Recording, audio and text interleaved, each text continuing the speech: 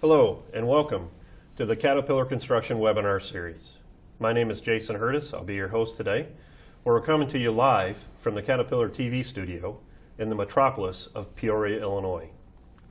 Our topic today is younger workers in the construction industry or younger workers in the workforce, whether you call them millennials, Gen Z, the younger generation coming up to fill the jobs that are being left by the baby boomers. To help us through this topic, I'm joined by two Caterpillar experts, Lonnie Fritz and Caroline Hodges. Lonnie, take a minute, introduce yourself. You're a returning veteran. Thanks for being back on the webinar series. Yeah, thank you for having me. As Jason mentioned, my name is Lonnie Fritz. I've been with Caterpillar about 4 years now. I'm a market professional in the global construction infrastructure marketing team, a customer and dealer facing role. Prior to joining Caterpillar, I was a project manager in heavy highway construction. Again, thanks for returning to the webinar series. Thank you. And our newest special guest, Yes. Caroline Hodges. Tell us a little bit about yourself, Caroline. Hi, my name is Caroline Hodges. I am a pre-field sales representative. I've been at Caterpillar for 2 years, and I'm in training to be a global construction and infrastructure sales representative, working out in the field with our dealer and customers. Again, thanks for being here. And you are part of this generation. I am, that's right. So we're excited to hear your insights and what you have to say about this particular topic. Again, my name is Jason Hurtis. I'm a global market professional for Caterpillar. Before we get started on our interesting topic today, we do have a little bit of housekeeping that we need to go through. So if you look at the monitor or the screen in front of you, in the upper left-hand corner, you'll find the bios for myself, Lonnie, and Caroline, and our LinkedIn profile pages. If you want to get a hold of us after the webinar, you have additional questions, especially for Caroline, you can follow up through that LinkedIn section there. In the lower left-hand corner of your screen is a resource box. In there, you'll find lots of materials and resources about our topic today. Two things I want to draw your attention to is the construction newsletter. We'd like you to sign up for that. You'll get information on Caterpillar products, services, solutions, and technologies, as well as the podcasts and webinars developed by Caterpillar. The other thing in the resource box I'd like to draw your attention to is the Caterpillar Ask an Expert. That is an online or web portal where you can ask a question. One of the Caterpillar experts, such as Lonnie or myself, will get back to you with an answer within 24 hours. So let's move over to the right side of your screen. There you'll find a question box. At any time during the webinar, you can type in a question. It'll come up here on my iPad. I'll try to work it into the conversation with our experts. If not, we'll try to allow about 10 to 15 minutes at the end to go through the questions. Before we leave questions, during this webinar, we're also going to have poll questions. So they will pop up on your screen. We'll ask you to answer. We'll use that information again to help drive the conversation with our experts. So when you see those come up, please make your best choice. They're simple and easy. It's not long-winded essays. It's yes, no, left, right, up, down, so you can quickly get those responses back to us. Last but not least on the housekeeping, you'll see a bunch of colored icons at the bottom of your screen. The only one I want you to pay attention to is the question mark button. If at any time during this webinar you have trouble with audio or visual, you can click on that question mark button and you'll be put in contact with one of our live technical support people that will help you through your issue. With that, again, we're going to be moving into our topic, and what are we talking about today? We're talking about the younger generation entering and coming into the construction industry or the workforce. The millennials, as they're called, the Gen Zs, as they're typically referred to. What motivates this generation? Why is it critical to understand we know how to recruit, develop, train, and retain this particular generation? So let's move into our first chapter, and we'll start with, are we really having a shortage? A lot of times we talk about operator shortage. We hear that a lot from customers. I hear that a lot from customers. I think it's also carrying over to technicians, people entering this construction particular industry. Do you guys think that's true before we get to a quick viewer poll? Absolutely, Jason. You know, the skilled labor shortage stretches far and wide. The customers and dealers even that I come in contact with, you know, and you ask them, what is your number one pain point you're trying to solve these days? It's the skilled labor shortage. There's just not enough skilled labor to cover all the open positions. And like you mentioned, Jason, just to underscore, it's not just the operators. You know, we're an equipment company, so we think of the operator first, you know, that body in the seat. But it goes to laborers, finishers on the concrete side, iron workers, technicians trying to maintain and repair these machines and the other items in their fleets. So again, definitely a skilled labor shortage out there and a big opportunity to fill those open positions. Caroline, you recently left college. Did they prep you or say anything about, hey, you're going into a great workforce, you'll find a job any place, or was it more doom and gloom when I came out of college? No, it was advertised of all the different opportunities that are out there, and to second what Lonnie said, talking with dealers and customers, it is a big issue. There's not people that are filling these positions right now. It is operators and technicians, so it is a big issue that's happening right now. All right, we're going to see what our viewers think. We're going to move to our first viewer poll. So on your screen, you'll see a question that will come up, and the question is, on average, how many jobs do you think construction employers, and when we say construction, we mean all construction-related industries, so heavy highway, off-highway, quarry aggregates, ready-mix cement.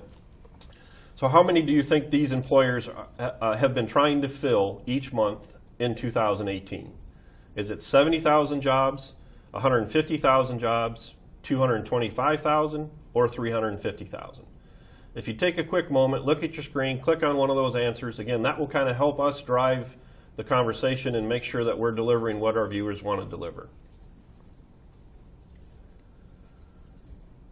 Those are pretty big numbers, actually, if you stop to think about that. Yeah. That's a month. 70,000 a month or 350,000 a month? That's a lot, isn't it? And I wanted to highlight that when I first looked at that statistic, I had to go back and really look at that word month, monthly versus yearly, even annually. That's a big number, you know. So it really shows, again, opportunity shortage that's out there. You believe that, Caroline? Do you really think it's like that? Did Yes. they tell you it was like that? Yes. All right, quickly answer those and we'll get back on to the topic with the webinar. If you don't answer, I'll go ahead and give you the answer here in another second. So, because it is a pretty interesting statistic, and I think most people are shocked at the actual answer on a monthly basis. It appears most people are picking 70,000, 225,000, and 350,000 are tied. So again, that's a pretty good range. It's actually 225,000 jobs a month we're trying to fill in the construction industry. Yep. That's an amazing number. It's huge. Almost 250,000 people. Yep. Yeah. Let's move into some other statistics and stats. Again, people have reported, and you just mentioned it, Caroline, as well as you, Lonnie, that dealers and other customers, everybody in this industry is saying it's very hard to find the right people. It's very hard to recruit the right people, whether they're skilled or unskilled. I think a lot of people are moving even to the unskilled. I'll take them and I'll skill them. Absolutely. I'll train them just because I have 225,000 jobs to fill on a monthly basis. Before we show the statistic on that, comments, thoughts on that? Is that really a reality that they're taking skilled and unskilled just to fill the jobs and hopefully train them and retain them? Yeah, absolutely. And again, customers that I interact with, you know, they put several measures in place trying to tap into different pools of talent, you know, to acquire them. And again, the key word here is skilled. Unfortunately, there isn't the luxury of bringing in skilled labor that instantly can be plugged into the industry and into the job roles and responsibilities. So they're having to take individuals that are somewhat interested that they can at least acquire to attract them into their workplace and to train them to hopefully to develop them to, again, accomplish the tasks that they have at hand, because it's not an outpouring of supply, so to speak. There's definitely, as we saw in the statistic, a greater demand than supply, so they're willing to try to develop those individuals into a more skilled labor situation. Let's go ahead and show that statistic now, and believe it or not, it's 91% of the people, the customers and employers that were surveyed that are stating that they're having difficulty finding skilled workers. So 225,000 jobs a month, and 90% of the people can't find people to fill those jobs. Amazing statistics. So it's definitely showing that we do have an issue and we need to start addressing it. We need to start bringing the younger generation into our industry. Let's go into our next chapter and let's talk about perception versus reality. And I think when we talk about this, everybody has their own paradigms, their own perceptions. Everybody's seen the jokes about, you know, the younger generation, they all have neck problems because their face is down looking at their phones all the time. They never look up until they hit a sign crossing the street. Yeah. So let's address some of those perceptions and realities head on. First thing, we'll hear the term millennial. What is a millennial? So technically the millennial age started from 1985 to the 2000s, so we're about 18 to 30 right now. Okay. And the next generation obviously coming up, the Gen Zers, is just beyond that. Yes, Yep. yep. Yep. Those So are the youngsters graduating these college. days. And, Okay. yep. Well, with that defined and out of the way, let's talk about some of the diversity of the group. Okay. Some of the drivers of this particular group, if you will. And Caroline, I'm gonna come to you first Okay. because you are a member of this Yes. particular group. Yep. Give me an overall profile of your generation. Okay, our generation grew up with technology. It's very comfortable for us to always have technology in our hands. As you said earlier, maybe we have neck problems because we're constantly staring down at our phones, but it's something that's comfortable to us because we have grown up with it. We're very used to getting information quickly from a phone, a tablet, a computer.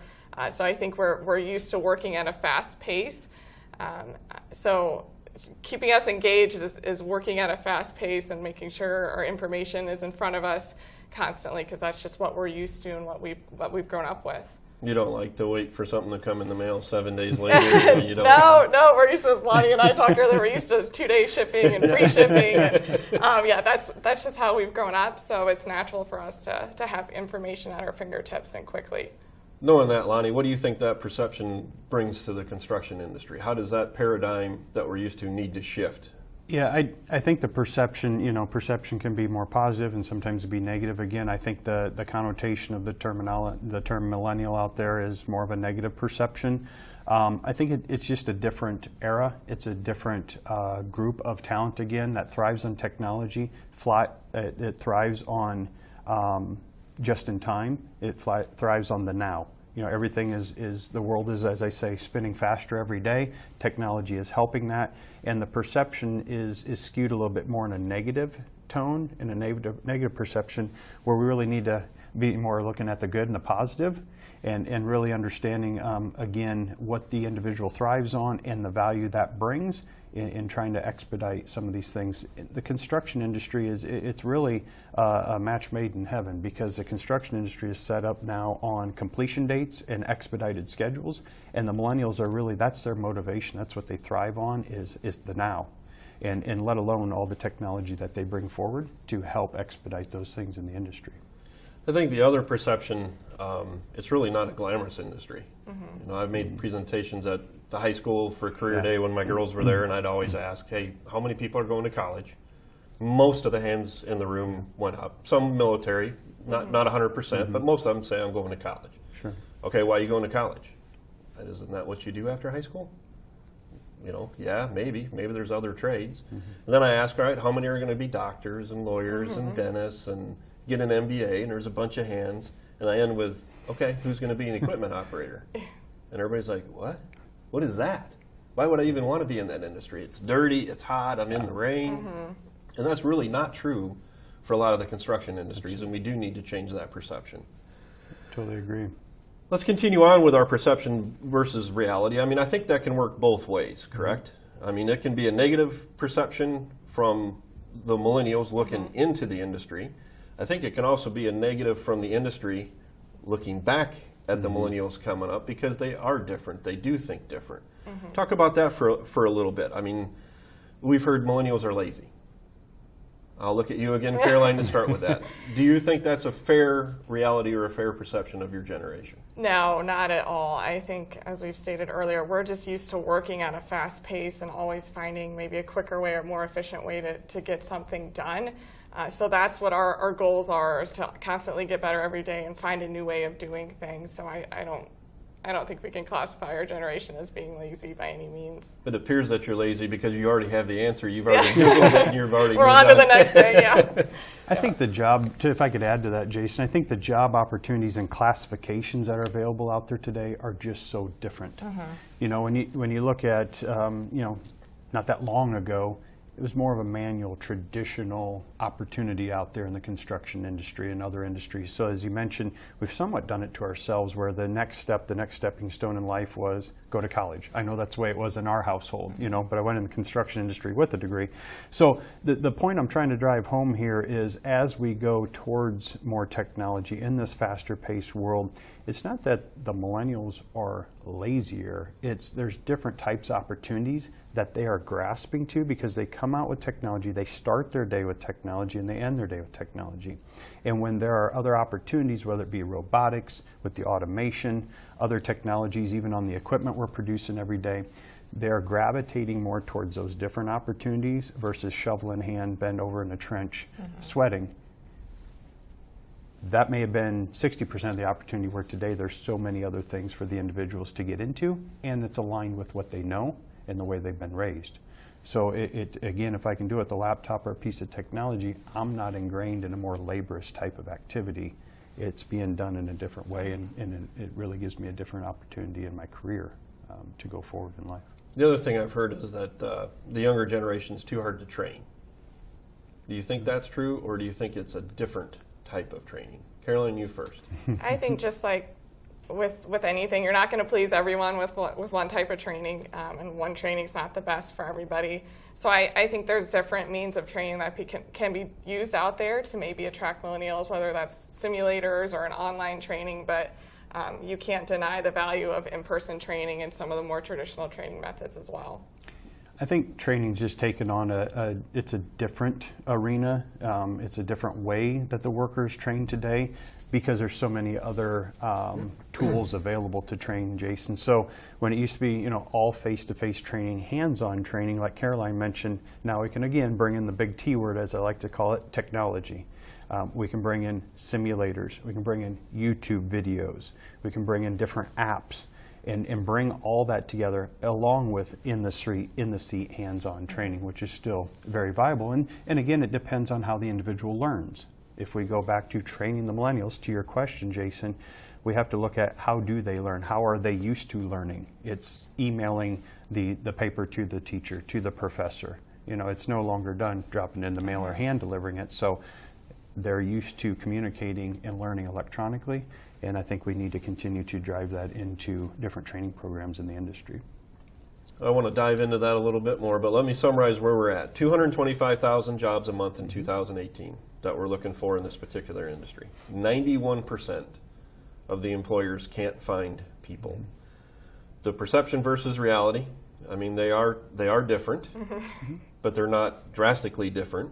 We need to treat them differently. So the industry itself needs to kind of make a shift to attract those. Lonnie and Caroline, you both touched on something I want to dive a little bit deeper into, and that's technology. Obviously, you're attached at the hip to your smartphone. I think most of us are anymore. But talk about using technology and what that would mean to a millennial. You mentioned in-person training still valuable. Yes. On most situations. When I went through a lot of my training, it was all in person. You had to sit in the classroom, and you had to pay attention, and you had to fill out the paperwork. How does that need to change more for the newer generation or the next generation coming up without getting away from a lot of the in-person training? Yeah, so there's definitely still value to in-person training, and I think some aspects of training just have to be in person to be the most effective. But there's lots of different avenues, as Lonnie's pointed out too, with YouTube videos or online classes. And like I've said before, we're used to having information at our fingertips and on our phone and instantly. So to have maybe an app with training on it, and for us to be able to do it, whether it's on the job site, at home, in the office, at the airport, is something that's natural to us, and it's very accessible to have at the palm of our hands at all times. So develop training type apps or more online type training, or again, more of the instantaneous in your face, this is how I'm doing, this is how I did yesterday. Yes. That would be valuable information or valuable things to have for this generation. Yes, and I think there needs to be a combination. You can't deny that sitting in the seat and actually running a machine, some training like that needs to be had, but maybe there's some training that can come beforehand that can be done online before you get to the seat. So I think it'd definitely be valuable and attractive to my generation to be able to have that. Plus, you're not afraid, are you? No, we're not afraid to get on our phone and push buttons and download new apps, try new things out. Let's see what that is. Yeah, it's natural to us to do that. So I bet you if we looked at my smartphone and the number of apps compared to yours, you probably have actual folders with apps in it, and I just keep scrolling to do them all. Yeah.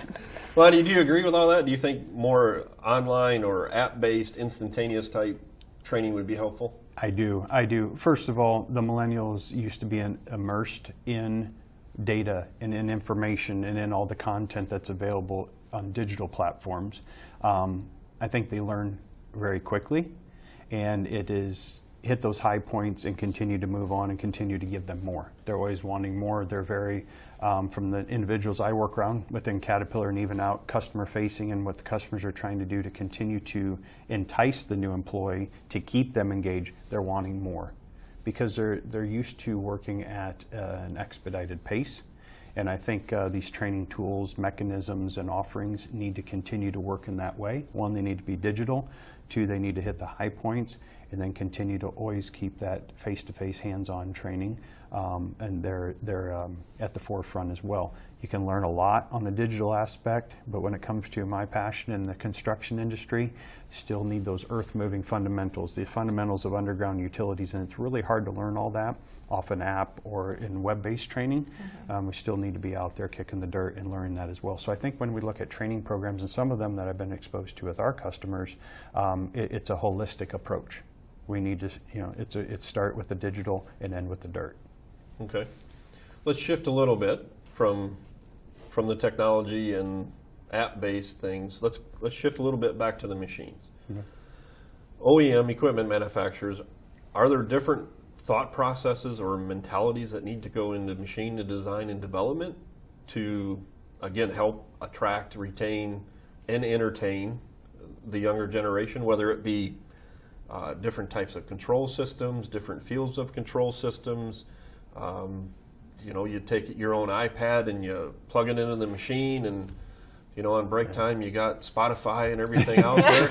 I mean, do manufacturers need to be thinking about those sort of things to attract them? Caroline, thoughts on that? Yeah, I do. And we've talked about our new excavators do have a tablet in them. So for us to jump in a machine, especially as you said, we have a lot of new workers that are not skilled and are not used to being in equipment. So to jump in a machine and have a tablet, that's something that's familiar to us and more comfortable for us to just, as we said, start poking around because that's what we do.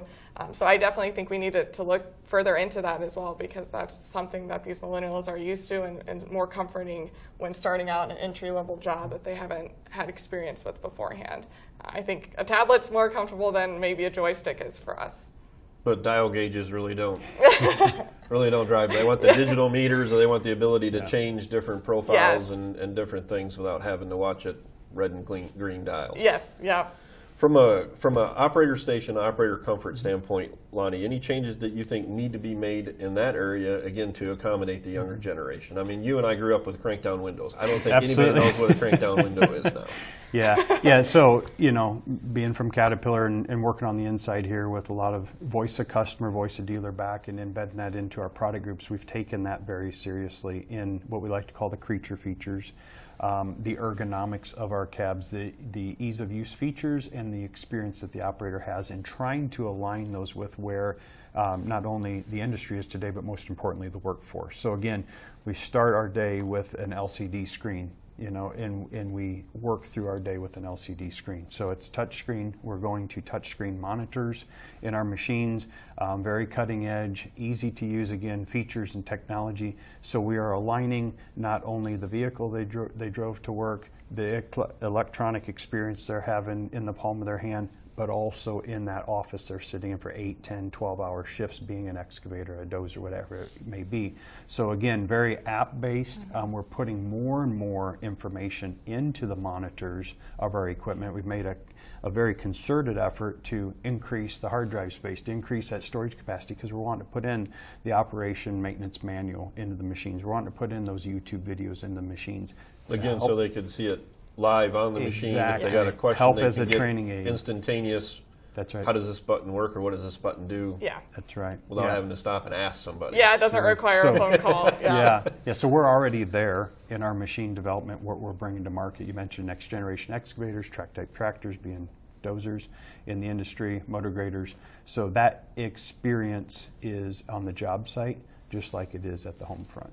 That plus, I'm sure, heated and cooled seats and air conditioning is pretty much not an option anymore. That needs to be a standard feature, correct? Yeah, we're used to having air conditioning in our cars. We're used to having it at home, in the office, at school. So that is something that we would expect. No more open cab, no more eating the dirt. I enjoy the sunshine, but yeah. And we're back to perception there, Jason. If we could just highlight that real quick, is there are so many opportunities out there in the industry. Well paid, great benefits. I know customers I've worked with giving incentives, giving percents of profit to try to acquire a foreman. There's an individual I work with very closely out on the East Coast, and he has a soil stabilization portion of his business. That's part of the scope of work that they deliver. And to acquire in talent, he is offering 10% of all profit. I make $100,000 on the job, that foreman and crew gets $10,000. Trying to entice and bring in those new workers. So without going off on a side path here, it is a way they're trying to engage them and show that the industry, one, is enticing. There's great money and benefits to be made there, and it brings a lot of gratification. So again, a great opportunity to bring on new skilled labor. Mm-hmm.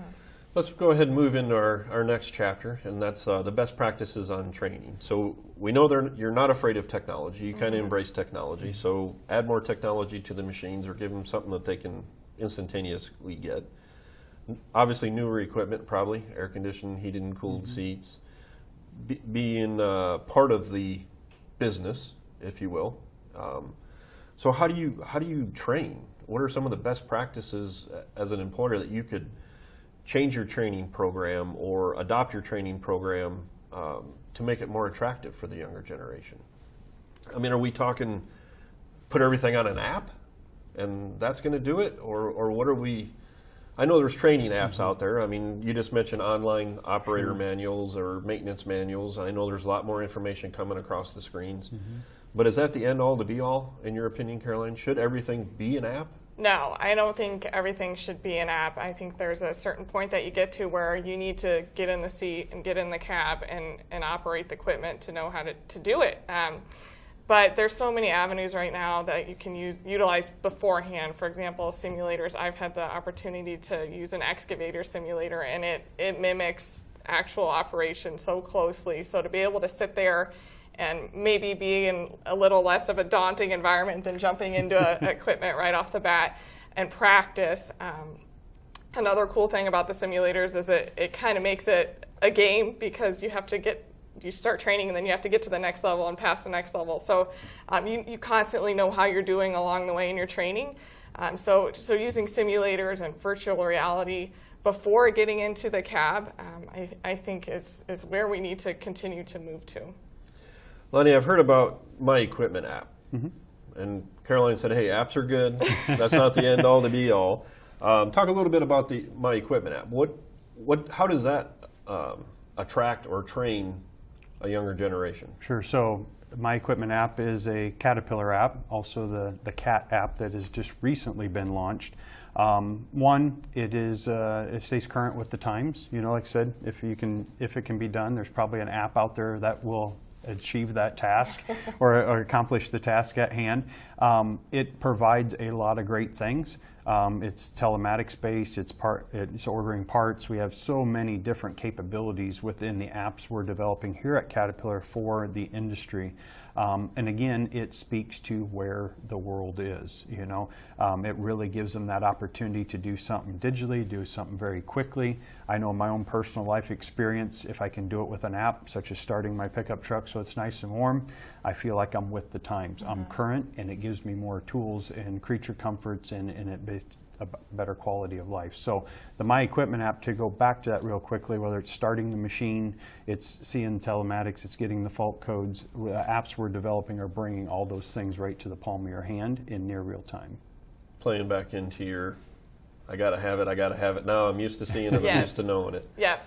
You guys touched on earlier a little bit about screens in the machines. And Lonnie, you mentioned that there can be operator or OM&Ms, operator maintenance manuals. What about things like training videos or how-to videos in the screens of the machine? Valuable and a ability to train the different generation earlier? What's your opinion on that, Caroline? Yeah, I think you definitely need the training beforehand before you're going to get in the cab. But if you're in the cab and you forgot how to do something, to be able to pull it up instantly and watch a 2 or 3 minute video on how to do it and then keep going, rather than making phone calls or sending emails that can take time to get back. Having that instantly at the palm of our hands is what we're used to, and we can keep on going with our day. So that could be in the monitor of the machine rather than you having to pull your cell phone out and, Google Caterpillar Next Gen Excavator Yes. monitor. The monitor would actually tell you and run all that for you. Yeah. It condenses the information and what you need to know right there, rather than what you said, having to look it up on the internet and spending time doing that. Having books behind your having some pages or anything. Carrying like your that. backpack. Especially if there's connectivity issues, Jason, if it's more right there on the hard drive of the machine. You can pull up that quick video, and some customers may say, I do not want my operators watching videos. However, if it drives efficiencies, productivity, profitability in the end, plus we can do something a lot safer. So it's, man, I forgot how to set these e-fence features, e-swing, for example, in the next generation excavators. If I can go in there and watch that 1-2 minute video, could have saved a life, can save a life. So a lot of value there. We're being very cognizant about bringing more of that technology right in there to the touch of a button in the monitors. And Caroline, you touched on something earlier. I kind of let it go because I want to come back to it now in a little bit more detail, and that's simulators. Yeah. When you say a simulator, what are you talking about? Yeah, so it was a simulator that mimicked sitting in the cab. It had all the controls, the joysticks, but I was sitting in an office, and I had VR goggles on, and so I was seeing a job site and working in an excavator, but I wasn't physically sitting in an excavator. So I was able to learn how to dig a ditch and operate the machine. And there were certain levels, so once you learned how to do this step, then you went on to the next one, to the next one, to the next one, until you graduated the program and you could go jump in the excavator and do it in real life. And I was amazed at how closely the simulator resembled the actual operation of an excavator and sitting in the cab. So you can be trained in a safe environment. You Yes. can have an experienced person standing right next to you, not letting you make a mistake before you get in the machine and burn fuel and make a mistake. Yes, exactly. Lonnie, have you used those in the industry at all? I have. Simulators are becoming more popular in the industry all the time. I know several customers of ours that have purchased Caterpillar simulators. Our dealers, many of our dealer storefronts have simulators on their floors for customers to come in. They have technology days. They will train them on simulators before they go out in the dirt and actually utilize the machines. And I want to touch a little bit on that and highlight sustainability. We're in a world today where sustainability is key. We're very cognizant and looking for the next generation, such as my kids, and what resources will be available for them. So we're not burning them all up in our generation. But it keeps machines available, right? It's better utilization of the actual tangible iron out on the job site where a more skilled operator is actually constructing contract work. We're not burning the fuel. We're not driving machine wear. It's in a controlled environment. It's part of that training plan. So simulators are hands down an evolutionary experience. They're second to none where a lot of training programs start, instructor-led right in simulators, and then again taking digital right out to dirt and actually pulling those levers in the dirt. Plus it could be a kind of a competitive nature where you can work through and progress through the different skills and progression. Yeah, exactly. You're online competing with other people again. Yes, there's a lot of benefits to the simulators. They are definitely a huge ROI. Let's move back into the machine portion just a little bit, and let's talk about automated functions. There's a Caterpillar, several other OEMs are starting to automate a lot of the redundant, the repetitive functions. Valuable training aid where it allows them to focus on something else, and you automate part of the dig cycle or part of the track movement. Thoughts, feelings on automation, and I'm not talking full autonomy, but more different features of the machine that's automatically done for the younger generation or a newer, inexperienced operator. Yeah, our generation is used to looking for the best way to do something or more efficient. So if there is a function that can be done automated, definitely is appealing to our generation to maybe focus on some more activities that are not there yet. But it's saving time and getting better at what we do. Especially for operators that are new to the field, they can focus on other things rather than some things that can be automated. Plus, based on what you said, they trust the technology. Yes, we trust it to work. Yes, maybe to a fault, but we trust that it's going to do a good job and that it will work. Compared to my generation where it's, no. Yeah. I'll do that. I'll do that part of it. Lonnie, thoughts on automation of sequences or automation of features? Sure. So as we automate more of those features, those inputs, so let's take grade control, for example, and with Caterpillar's Cat Grade with Assist feature. pulling back on the stick and automatic adjustments of the boom and bucket linkage helps us get to grade quicker, more accurate, and obviously it takes away a lot of the inputs that the operator used to have to do on their own. So it keeps the operator fresher, keeps them more alert. It's safer because we're not requiring as much out of the operator. They can pay more attention to their surroundings because the machine is doing more and more of the work for them. So a lot of advantages there, and again, it takes that lesser skilled, more novice operator and helps move them down closer to the expert on that progression of skill. Before we move into our next viewer poll, I have one more on the machine, and that's actual physical controls. Consistency, you all right with this one's like this one's like that? Or are they more used to, I'd like to have everything kind of in the similar layout, similar touch and feel from a motor grader to a wheel loader to an excavator to a haul truck? Being able to jump into a machine and move to the next one and have similar features, it plays to the notion of being able to get stuff done more quickly and efficiently because we're used to that setting. So we're not having to relearn a different machine each time we jump into it. So definitely valuable to have commonality amongst platforms and machines. So if one's got a whiz-bang touchscreen and everything's there, including training videos, and the next one doesn't, you kind of... Yeah, we're going to wonder why it's not like that. What a disappointment. Yeah. Can I go back on that other machine? Yeah, I like that one a little better. bit Yeah. All right, we're going to go ahead and move into another viewer poll question. And again, the question is going to come up on your screen here in a second. And the question is, the construction has one of the highest employer turnover rates at 21.4%. So in terms of base salary, how much does it cost to replace each person that leaves?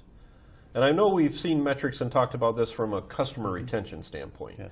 that it's more economical to keep a customer than it is to lose the customer and then try to get it back. Statistics 5 to 10 to 15% different. Are you thinking it's the same as far as a worker? If you've spent the time to train and recruit one and they go away, do you think it's significantly expensive to start that process over? Absolutely. So, you're, regardless of the company, the organization, the industry, you're only as strong as the people you have. It can be from a basketball team to Caterpillar to customers that I work with all across the Americas. I work with a customer out in the Southwest where they have had to develop their own HR department, and it's not only on acquiring new talent, but it's retaining new talent because they invest in them. It starts with a very simple pre-hire drug screen. Then we go through all the training. They have a very well-developed, spelled out, rigorous training program. And they are, one, safety's paramount, and they are big believers, and they've seen the value come back in the specific customer I'm referring to in starting with the face-to-face training, start going into the digital training, following up by the hands-on training out in the field. And when they invest and pour their heart and soul into these individuals and get them following the culture of their organization, it's a large, heavy highway customer, when they are following that culture and they're embedded in the industry and into that specific company, and then they tend to go down the street for $1 or $2 an hour, it really sets them back. They've lost the individual and they've invested a lot into them, and now they start all over again. The dominoes have crumbled, and now they pick up the pieces and they try to go out, acquire the talent, and start the process all over again. While what is happening? The contracts are stacking up, the completion dates are coming, and they do not have that talent to put in the seats or to tie the rebar or to finish the concrete. So it tends to be a lose-lose situation. Okay.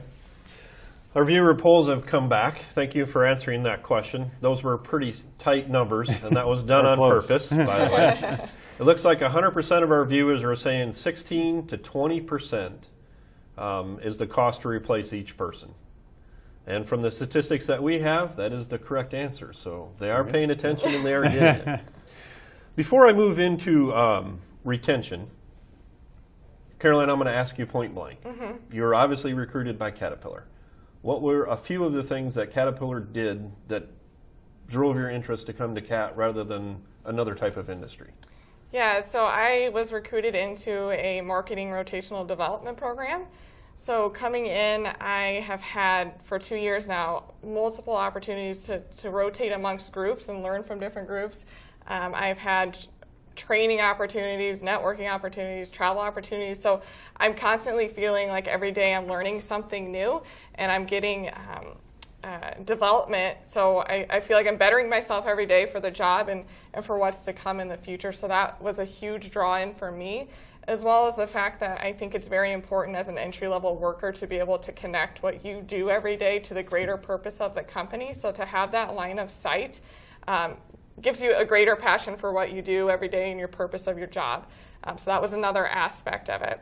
And hopefully we presented all of that at the time of the interview. Yes, right? yes. Did something right, it sounds like.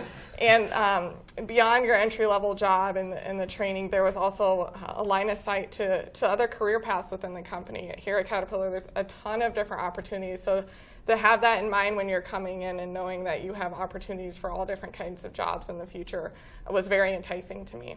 A little bit of chance to experience things and grow at the same time. Yeah, so playing to the fact of constantly learning and looking at new opportunities. All right, we're going to build on that because we're going to move into how do you retain a younger generation employee. So hopefully we have that right as well. You mentioned a couple things. I'd like you to go a little bit deeper now that you've gone through the recruitment stage. What are things that you think companies need to do to retain the younger generation? You've mentioned new experiences. I heard you say that. Expand the opportunities. Tell me what I do beyond my job. Anything else that would help retain?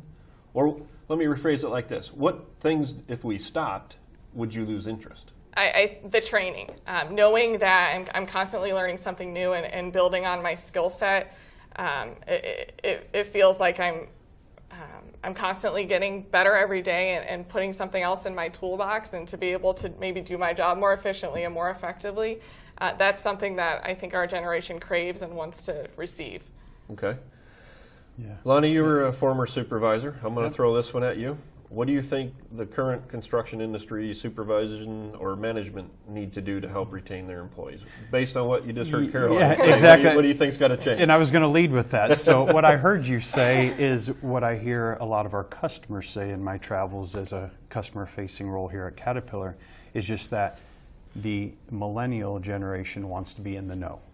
They want to know what is going on today and what is my career progression, what are my opportunities, what are my training opportunities tomorrow and beyond. They're very forward-looking, and it goes back to they're very used to real-time information and being immersed in information, and they're not content making a broad brush approach here in statement with just today.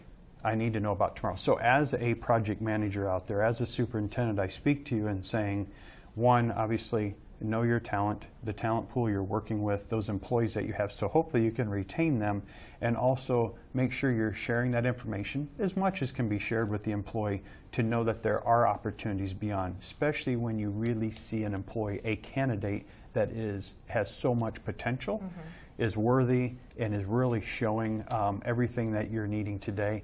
Because again, we know there's a shortage out there. There's great opportunities, and it's critical in companies to maintain a very healthy, successful environment is to continue to build your pipeline. So doing that is really communicating back to the employee the good things they're doing, the opportunities they have, and continuing to bring them along. Because what we're finding in a lot of other statistics is why is the younger generation leaving? Back to retention again, is they didn't feel part of the team. They just felt like they were just there as so a it's not one always body. money. And it's not always No. pay me more, I'm going to stay. money is not the number one reason why they leave and where the employee leaves. They want to feel wanted, they want to feel engaged, and that they're bringing the value. And by the way, what does tomorrow look like for me? Okay, so retention. Bring in the technology. Don't be afraid of changing your training programs to apps. Absolutely. More advanced technology on the machines, because you're not afraid to poke a button. You're not afraid to learn something instantaneously. More part of the company. Give me the bigger picture. Let me know what my job is today and how it impacts what everybody else does. Also give me insight of what I can do tomorrow, how I can grow into that next job tomorrow, what I need to do, as well as more instantaneous gratification and reflection on their performance. Yeah. I think, Jason, we can really boil this down to one aspect here is, as a contractor, as a business, am I willing to adapt more to the talent pool, to the worker that is available to me, or am I looking for the employee to adapt more to our way of doing business, which could be a little out of date? We may be a contractor like I work with some that are doing more, doing construction processes in more traditional standpoint. Let's say grade control. It's still off of all the wood, the hubs, the lath, the eye levels, the paint cans, the tape measures, versus using more technology today. So I think it needs to be a hybrid of the two. What does the younger generation have to bring to me? I need to look in the mirror at my company and say, am I maybe a little behind times? And what can we do to come together to be more valuable together and to really use the strengths of both of us? What can I teach you? What can you teach me? And how can we maybe become more modernized and really be a stronger company together? Because then we're all in one team and we're all pulling in the same direction. Okay. Before I leave retention and move into the benefits of obviously having someone like Caroline on your staff, some of the things that I've heard in the industry is regarding safety. That the younger generation is, they've got their phones in their face all the time. They walk into signs because they're looking down. Does safety training need to change for the younger generation, other than maybe the delivery on an app base? But is safety and safety training and a safety culture still important to the younger generation, Caroline? Yes, and it always should be. Safety should be paramount. That's the number one thing we need to be thinking about every day. So if there is a different avenue to reach the millennial generation, if it's through safety on an app or some kind of YouTube video, maybe that's what we need to do, but at the forefront of every day should still be safety first. It's still a fundamental core value. Yes. and important for every employee. Yes. And it's become an additional element, Jason, within organizations. I know the organizations that I work with repeatedly here at Caterpillar and customers is technology and the devices have had them need to relook at their safety policies. It used to be, do we put a CB radio in the wheel loader or not at the asphalt plant? Today it is, do we allow our flaggers to have a cell phone in their back pocket? Do we take away all digital devices in their hands? Do we only allow operators to have them? Because boy, it's really handy to send a text to the operator and say, hey, track this way, 100 feet, and we need to go over here and work this instead of stopping, putting down the blade, the ripper, and having a conversation. We can just text them. So it works both ways. So the point being made here is everybody's coming to work with technology devices. The customer, the owner, the company has the say in what devices are used, when, how, and what have you. So that really needs to be one part of safety, as you mentioned, Caroline. Safety is paramount. It's job number one. Two, what devices are allowed? And three, if they're allowed, how are we going to use them? Who's going to be able to use them? So it becomes transparency, Jason. Policies are being added all the time. I know some customers I've helped with their policies and how do we need to implement technology into them to show accountability and, again, to drive safety. So we do not have distracted drivers on the road. More so importantly, we do not have distracted workers on the job site. Okay. Let's move into our last chapter before we get to some questions. I've tried to work in a couple, but they're racking up here. We'll have a couple more here at the end, so Okay. Sorry about that. That's fine. Let's talk about the benefits of hiring the younger generation. And again, I want to come back to the technology. I can tell you if I have a problem with my smartphone, I just hand it to one of my daughters, right? I don't even mess with it because they're a lot more faster at it than me. Is that one of the core benefits of the younger generation, is the implementation and the speed of adoption of technology of any type? Yeah, I will say if there is a need in a company to maybe teach some of the older generations this technology, we bring that. We're not afraid to poke around. If there's something that we can help with the technology, we can bring everyone up in that respect. Not to say that there's not obviously tons of things that we can learn from Lonnie or the older generation, because it's going to take a mix of the two generations to get to where we need to go. I think our generation also just brings in just fresh new ideas, just like in having a group of different people from different experiences brings in. So I think we need to have a mix of all different generations and types of diversity to really be where we need to be. You touched on something else I'd like you to go a little bit deeper in. I've worked with customers that they'll kind of take their younger workers and they'll put them in Group A. Yeah. And it's a group of younger workers, and their more experienced operators are in Group B, and they're actually over here doing the production, and they're kind of watching these. Yeah. Do you think that is a good methodology or a good benefit of the younger workers, or do you think they should be blended? They need to be blended. There's something every day that maybe can be learned from myself or my generation, but there's also obviously things that have come from experience. So they definitely need to be blended. Separating them out isn't going to get the learning that we need to have. And I will say, I think we will feel more engaged if we are mixed together rather than grouped off on our own. Because you could feel you can bring value, you can help the older guys like Lonnie, who you keep pointing at as being older. Thank you for that, by the way. You're looking at my hair, aren't you? I mean, the hair I don't have. But to close the technology gap between the older generation and the younger generation, because if you start using a smartphone, you know how to use it, you're not as afraid. If you know how to use grade on a machine and you teach the older guy, he can be more as effective. But the older guy can teach you more of maybe the basic fundamentals. And Yes. again, back to your supervision and managerial experience, Lonnie, did you try to put younger people and mix them up with older people, or how did you manage it? Absolutely. So we were take a very concerted look at that in an effort to blend them. It is paramount to build that pipeline. How do you build a pipeline? It's not through segregation. It's through blending together the lesser skilled with the more skilled. And I mean that from hands-on with the methodology and construction processes. The older employee, the skilled employee, teaches the younger, more novice individual. But now when we look at technology, who most likely is more skilled in technology? That's where the millennial, in this case, the younger generation, is blending with maybe an older generation that is not skilled. And to a previous point on bringing the millennials on is it helps, I've seen it with my own two eyes, it's helping contractors break through the apprehension barrier of technology adoption. In the Northwest, there's a contractor, heavy highway construction contractor, who hadn't adopted technology.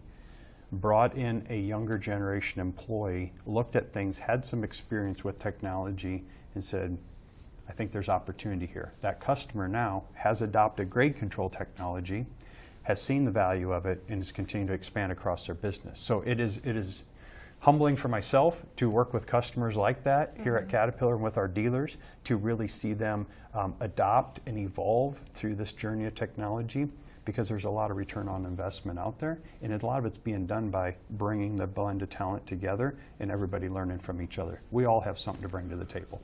In the short time that we have left, I want to bring the training back in. You know, we mentioned that was important, train with an app.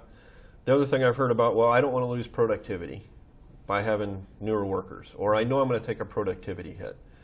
Talk about some of the benefits of, one, having a newer employee and the impact on productivity, and some of the training things that can be done to kind of bridge the gap between zero productivity and 100% productivity. I think whether it's a younger generation employee or an older employee, bringing someone new into the company and training them is going to take resources and time. So I don't think that's necessarily a generational issue, but anyone coming into something fresh and new might have some new ideas on how to do it, and maybe we can move productivity up in the right way through having a new employee beyond just the initial training phase. That's just something that's always going to take time and resources, because if you don't spend the time training them and they don't know how to do it later, then your productivity is going to go down. So to spend the hard, good time training them will provide you gains in the future. Whether you train them on a virtual app or you train them in a simulator, the productivity is really not going to change if you do your homework, you understand the motivators and the drivers of the individual, and you actually take time to develop them. You won't see much of a change in productivity or much of change in efficiency in your operations. Yeah, and the gap that is widened, Jason, is the younger generation coming in with greater experience, if you will. You know, I know some of my best operators back in my days in the industry were farmers. Luckily, we grew up and we live in a farming area and communities where they have grown up on machines since they were knee-high to a grasshopper. So they come in with those operational skills and abilities. I used to love having the farmer, you know, in a construction piece of equipment. Today, as that industry has grown and become more vertically integrated, there's not as many of those individuals coming out, so they're coming in with not that operational experience per se. But again, they're bringing on technology, but I can't drive home enough if technology is not the ultimate solver. We've used the T word numerous times in this webinar here, is we have to have those general skills and practices embedded in the training programs and making sure that we're bringing those forward with us. So a lot of opportunity there and a lot of involvement. But again, it's paramount to bring that whole package together. All right, we're going to go ahead and move to our question and answer period. I didn't get a couple of these worked in, so let's hit these head on now in the 6 to 5 minutes that we have left. And Caroline, I'm going to address this one to you first, again, Okay. being the newest employee. What methods or resources do you see companies using to acquire new employees? We've talked about a couple, but give us a little bit more detail on a couple that you have seen employers use to attract. I've seen a lot of, whether it's on LinkedIn or Facebook, social media pushes, whether it's to come to a job site or specific job postings that have gone on social media. My generation is constantly on there, and it seems to be the most effective and efficient way to reach us. So I've seen a lot of that be effective. And ad in the newspaper is not going to cut it. No, most of us do not get the newspapers, and if we do, it's an app on our phone. So once again, playing to the fact of having it on our phone and easily accessible. So I think that's a great way to start recruiting that way. That's what I've seen most recently. Okay, again, more of the technology, more of the online presence, the job postings online. Yes. Yeah. The ability to upload your resume. Yes. All that sort of stuff. Yeah. No more print and paper and stick it in the mail for somebody. Yes. Yeah. Okay. Lonnie, here's one I'd like you to help us with. What are the things or activities customers can do to recruit the younger generation? So kind of playing off of Caroline's thing, but what are some additional things or activities that you've seen that customers have done? Yep. So 2 customer examples I'd like to share in the recruiting side of things, how they're acquiring talent. One is through internship programs. When the season is booming, especially in the summer, kids are generally out of school. Customer I work with out in the East has an internship program. They're bringing in graduates or even out of the trade schools, giving them the more hands-on opportunity. And what they're really doing is they're trying them out. They're trying before they're buying. And they're trying to get them into their company, get them warmed up to the industry, see what skills and talents they have to see if they can employ them full-time. The second way is tapping into the high schools with career fairs, career days. It's all about awareness. We can create a lot of technology at Caterpillar. If we don't market it, make you aware of it and how it can make you better and benefit you, then you're not going to be able to purchase it and make your job sites better and be more profitable. The same goes for the awareness that goes back earlier in the webinar of what the industry has to offer. Oh wow, never think about that. I'm going to go on to college and get a different degree. It brings awareness to what jobs are available out there. So they're really tapping into the high schools before maybe some of those decisions are made. They're hitting those career fairs or even pulling again from those trade schools to try to entice new workers. So a lot of different avenues they're taking. Social media is one of the most common they're doing right now, is to how do we connect with those individuals to again drive awareness and show the opportunities for them in maybe a different industry that they may not have thought about originally. Let's take one last question, and I'll throw this one up in the 2 minutes that we have left because I think it's going to be an easy one. But the question is, do you think the needs of this generation will continue for the next generation, such as the Generation Z? Caroline, quickly, your thoughts on that. Do you think the impact on technology and how to train, how to recruit, once the millennials are done, we got to do something different, or do you think it's going to be similar? No, I think it's going to be similar, and I think it's going to evolve from there. Technology is getting into the hands of children more quickly than it was when I was a kid. So it's only going to go up from here, whether it's from virtual reality. We're going to see a shift further in the technology direction for years to come and generations to come. I guess that's why my girls never carried books to school. They carried iPads and hit their homework as soon as they got into their Wi-Fi, right? Exactly. That's exactly right. what's happening. We're going to go ahead and wrap up this webinar on recruiting, retaining, and training the younger generation of workers in the construction industry. Before we leave, again, I'd like to draw your attention to the resource box in the lower left-hand corner of your screen. There's lots of resources, statistics, and information that both Lonnie and Caroline have talked about. The 2 that I'd like to draw your attention to, again, is the Caterpillar Construction Newsletter. We'd like you to sign up for that. You'll get additional or new information on Caterpillar products, services, solutions, and technologies, as well as information on our webinars and podcasts. The other one I'd like to draw your attention to in the resource box is the Caterpillar Ask an Expert. That is an online system where you can ask a question. One of the experts from Caterpillar will get back to you with your answer within 24 hours. Thank you for your time and attention today. Have a good day.